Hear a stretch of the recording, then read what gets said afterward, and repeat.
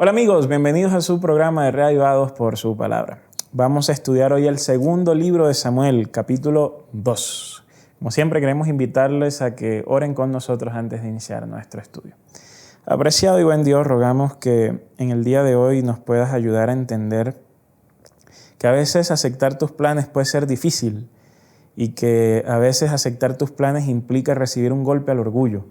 Ayúdanos a dedicar nuestras vidas a que los otros puedan crecer y nosotros disminuir. Una lección que aparentemente es simple, pero que resulta complicada en la vida diaria, en la vida real. En Jesús. Amén. Segunda de Samuel, capítulo 2, nos coloca en el momento en que David va a ser entronizado como rey. Pero ojo aquí a la narrativa. David no va a ser entronizado como rey en este momento de todo Israel, sino que va a ser entronizado como rey de Judá. Al inicio del capítulo 2, dice el texto que David le pregunta al Señor, Señor, ¿debo ir a alguna de las ciudades de Judá? El Señor le dice, sí. ¿A cuál? Le pregunta David. Dijo, Hebrón. Dice entonces que David se dio prisa, fue allá, se llevó a sus mujeres. También fueron con él, dice el texto, los soldados, que eran los 600 que lo habían acompañado, las familias de ellos, y llegaron a Hebrón. Cuando lleguen a Hebrón, los jefes de Judá se reúnen para consagrar a David como el rey de su tribu. Y el texto dice que además de esto, dice David, que habla a los de Jabes de Galaad y les dice, bueno, yo me enteré de lo que ustedes hicieron por Saúl. Dice el versículo 7, y ahora que ha muerto Saúl, sus señores, esfuércense y cobren ánimo, pues los de las tribus de Judá han resuelto consagrarme como su rey. Ustedes recuerdan hace unos días cuando hablamos de que David fue astuto y que cuando él recupera el botín de los amalecitas, él envía parte de ese botín a ciertas ciudades de Judá. Dice 1 Samuel capítulo 30, versículo 31. En Hebrón y en todos los lugares donde David había estado con sus hombres. Esto quiere decir que en el versículo 27 que David había enviado el regalo a todas las ciudades a ciertas ciudades de Judá, y en el versículo 31 nos dice que también había enviado un regalo a Hebrón. Recuerden que en ese momento yo les dije, un rey tiene que ser estratégico, tiene que ser muy inteligente. Y aquí había sido David inteligente mandando los regalos de este botín a las ciudades de Judá. Ahora que Saúl estaba muerto, llega a Judá y dice, bueno, nosotros vamos a tomar a David como nuestro rey. Vemos aquí por un momento que con la muerte de Samuel se había perdido un poco la centralización del poder en el pueblo israelita. Y que, porque aunque esto debía haberse remediado con el reinado de Saúl, como Saúl fue desechado, y además de esto, como David era de la tribu de Judá, y además de esto, como Saúl empezó a perder un poco la cordura, a ser atormentado y demás, el pueblo y el poder político se fue fragmentando. Así que aquí vemos a Judá tomando a David como rey. Pero ¿qué quiere decir que Judá tomó a David como rey? Quiere decir que el resto de las tribus también debían confirmar el reinado de David sobre ellas. Pero esto no ocurrió así. ¿Por qué? El versículo 8 nos responde. Porque resulta que Abner, hijo de Ner, recuerden que Abner era el general del ejército de Saúl. Y él tomó a Isboset, hijo de Saúl, y lo llevó a Mahanaín. Y allí lo nombró rey de Galaad, de Jesuri, de Jezreel, de Efraín, de Benjamín y de todo Israel. Entonces, Isboset, que era uno de los hijos que había tenido Saúl, pues Abner, ¿qué hizo? Abner fue inteligente. Abner lo que llegó y dijo fue, hombre, si yo soy el ejército si yo soy el general del ejército de Saúl, para yo no perder mi posición, lo que debo hacer es ayudar a instalar el nuevo rey. Porque si yo instalo al nuevo rey, yo conservo mi posición de general de los ejércitos de Israel. Este era el pensamiento de Abner, hijo de Ner. Entonces él vio en Isboset esa oportunidad de tomar a un hijo de Saúl, colocarlo como rey y él conservar así su poder.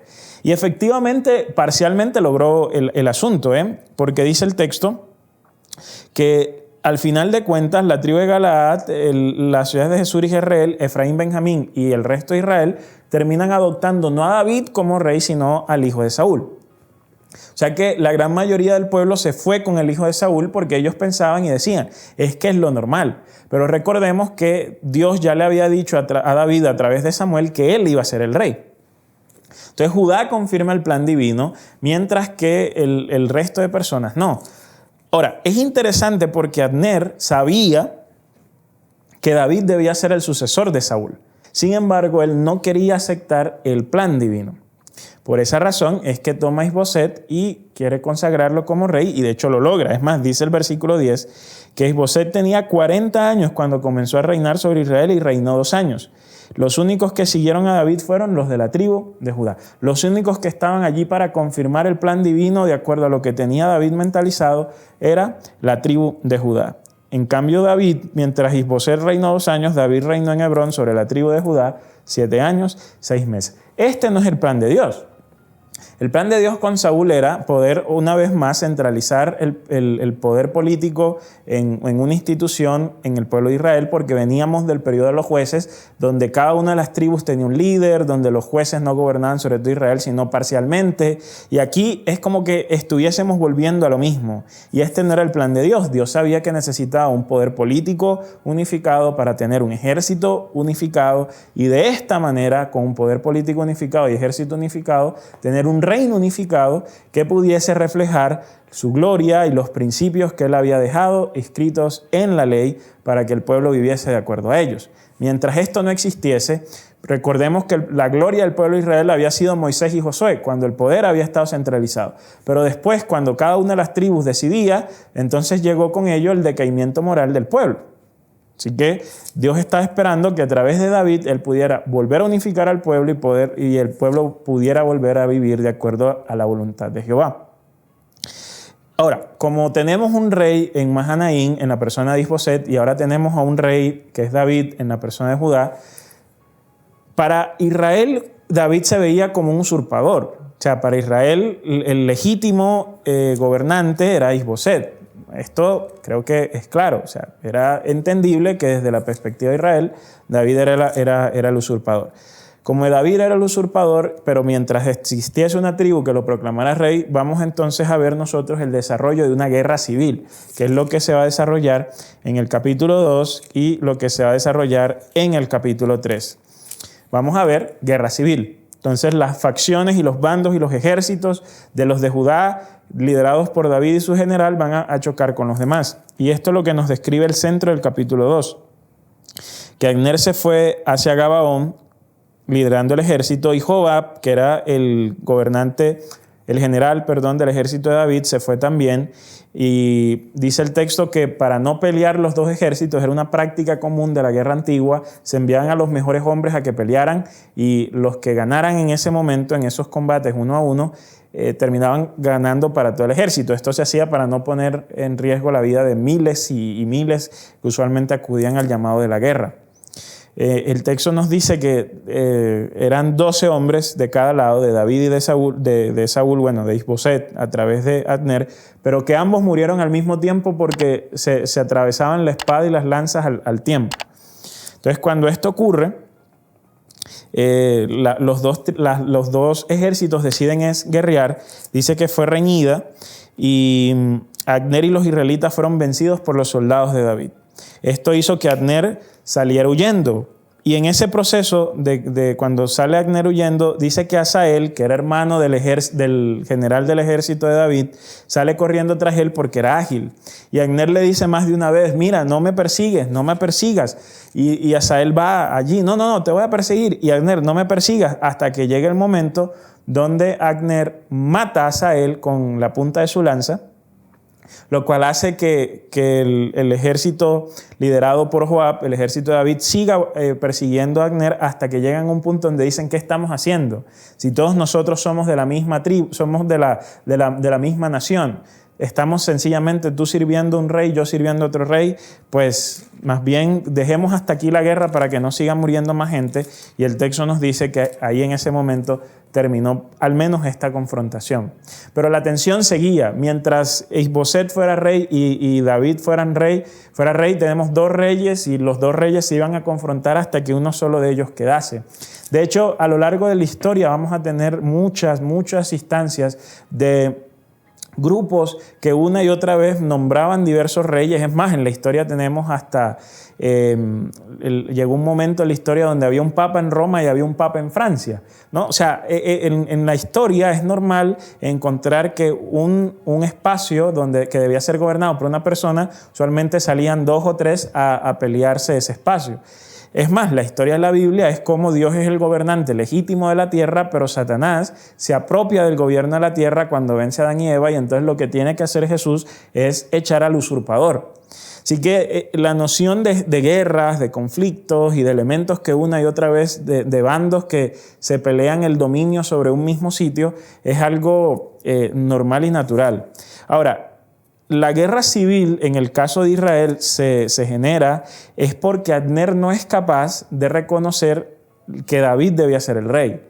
Ojo con esto, no era que Abner no conocía, era que él no quería reconocer a David como rey de Israel. Y aquí es donde nos ponemos a preguntar el por qué. Quizás porque Abner, ¿qué interés tenía con nombrar a Isboset y no reconocer a David? Pues resulta y pasa que David tenía ya a un general, que era Joab. Y el ejército no iba a poder tener dos generales, no iba a poder tener a Joab y no iba a poder tener a Abner como generales del ejército al mismo tiempo. Entonces Abner, en un movimiento de preservar su poder, de preservarse él, lo que hace es que nombra a alguien para preservar su posición, pero al hacer esto él está en contra de los planes divinos y demuestra que estaba preocupándose más por él y no por lo que podría llegar a ser de la nación. Y en este momento es cuando recordamos las palabras de Juan el Bautista. Es necesario que él crezca y yo decrezca. Eso dijo Juan el Bautista pensando en la relación y en el ministerio y en la misión que él tenía frente a la de Jesús. Ustedes recordarán que al fin y al cabo, antes de que Jesús entre en la escena, Juan el Bautista era una persona sumamente popular. Él era, de hecho, el profeta. O sea, Israel sentía que la voz profética había resucitado en la persona de Juan el Bautista. Y por esa razón, dice el texto, multitudes acudían a escucharlo y muchos entonces ahora estaban bajo su autoridad. Y por eso despertaba el celo de algunas autoridades judías, porque estas autoridades judías veían en Juan el Bautista un rival. Ellos veían en Juan el Bautista a alguien que les estaba robando influencia religiosa sobre el pueblo. Pero Juan el Bautista llega, cuando Jesús entra en escena, dice, bueno, es tiempo de que yo me aparte, es tiempo de que Jesús tome el protagonismo. Abner era, si Abner hubiese seguido o hubiese hecho lo mismo que Juan el Bautista, nos hubiésemos ahorrado una guerra civil. Todos los que han vivido una guerra civil saben que una guerra civil es desastrosa porque no es pelear contra un enemigo foráneo, es pelear contra un enemigo que es tu hermano, que es tu amigo, que es tu primo, sencillamente que está del bando equivocado. Y entonces una guerra civil deja incontables muertes. Y por eso es que decimos acá, toda una guerra civil se desata porque Abner no es capaz de decir, entiendo que mi momento y mi tiempo ha llegado, me voy a apartar para que entonces brille otro. A lo largo de la vida nos vamos a encontrar con personas que suelen hacer así como Abner, que ellas no pueden resistir que alguien brille más que ellos, que alguien sepa más que ellos, que alguien pueda ser más capaz que ellos. Y entonces por tratar de mantener su poder y dominio y control, empiezan a hacer maquinaciones simplemente para que el otro no brille. Y a lo largo del camino nos vamos a encontrar con personas así. Pero qué bueno es cuando nos encontramos con personas que no tienen inseguridades, sino que están seguros de sí mismos, saben también sus límites y los reconocen y por lo tanto no tienen ningún problema en decirle a una persona, mira, tú sabes más que yo, dale tú, porque tú eres especialista en esta área. O personas que no tienen ningún problema en decir, mira, yo creo que mi tiempo ha llegado en este cargo, hay alguien que es más capaz que yo, él puede asumir mi cargo y lo hará seguramente mucho mejor de lo que yo lo he hecho. Yo me puedo ahora apartar y dedicar a algo, un rol menor, para dejarle el liderazgo a tal persona. En el mundo las hay, y esas personas son un tesoro para el mundo, para Dios, para la iglesia, para el servicio. Personas que saben y entienden que hay momentos donde toca apartarse y toca dejar que el otro brille. Y no solo eso, hay personas que no solo dejan que el otro brille, sino que ayudan a brillar al otro, que son aún mejor. Son las personas que te animan, que te esfuerzan, que te dicen, reconociendo las capacidades, el talento, el potencial que hay en ti y como no te tienen miedo, te impulsan a crecer, te impulsan a salir, te impulsan a pelear por tus sueños.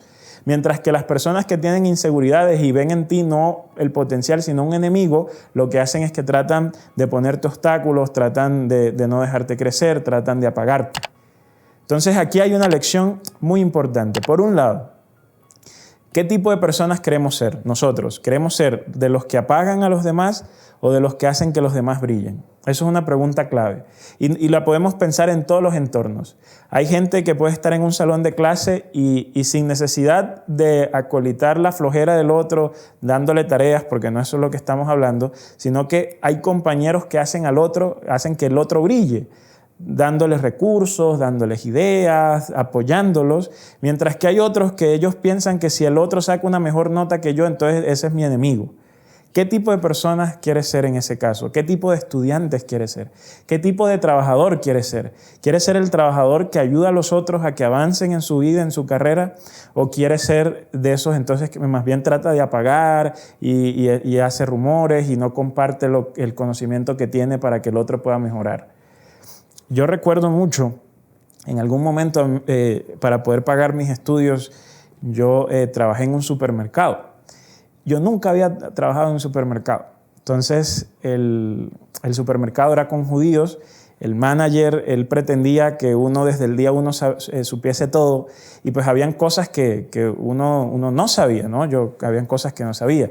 Y dentro del almacén habían personas que eran de este tipo que ellos saben cómo se hace algo, pero no te dicen, ¿no? Es como que averíguatelas como tú puedas y mira a ver qué haces. Sin embargo, había un muchacho, recuerdo, que una vez a mí me mandaron a acomodar las canastas de huevo. Y yo acomodé las canastas de huevo como para mí era razonable. Yo no sabía que me tocaba cruzarlas porque si las colocaba todas en la misma dirección era muy probable que las canastas de huevo se inclinasen y se cayesen. Entonces la técnica era colocar unas en horizontales, otras verticales y de esta forma ellas quedaban bien amarradas. Entonces, el primer día a mí me mandan a ubicar los huevos, entonces cuando yo los estoy ubicando, los ubiqué mal y uno de los muchachos me vio y me dijo, ven, te voy a enseñar cómo se hace. Y él me enseñó cómo se acomodan los huevos. Claro, me explicó una vez, yo de ahí en adelante, cada vez que me mandaban a hacerlo, ya yo entendía cómo lo hacía, pero hasta ese momento nadie me lo había explicado. Y ese son el tipo de personas que, como digo, hacen que el otro crezca. A través de este tipo de acciones son las que promueven a los otros, hacen que los otros brillen, hacen que los otros crezcan. Entonces, ¿qué tipo de persona queremos ser en el estudio, en el trabajo, en las organizaciones, en el liderazgo? ¿Gente que apaga o gente que hace brillar a los demás? Por otro lado, si te encuentras en la vida con alguien que te quiera apagar, no te desanimes. Si te encuentras con un acner en la vida que sabiendo muy bien que tú tienes un potencial y trata de cortarte las alas, no te desanimes y no te dejes cortar las alas. Atrévete a lo diferente, atrévete a los desafíos, enfréntalos y sigue hacia adelante, porque por cada acner que hay en el mundo que trata de apagarte, hay dos que tratan de hacerte brillar. El secreto está en que tú puedas identificar quién quiere hacerte brillar y quién quiere hacerte apagar, porque los unos determinarán el éxito, los otros el fracaso.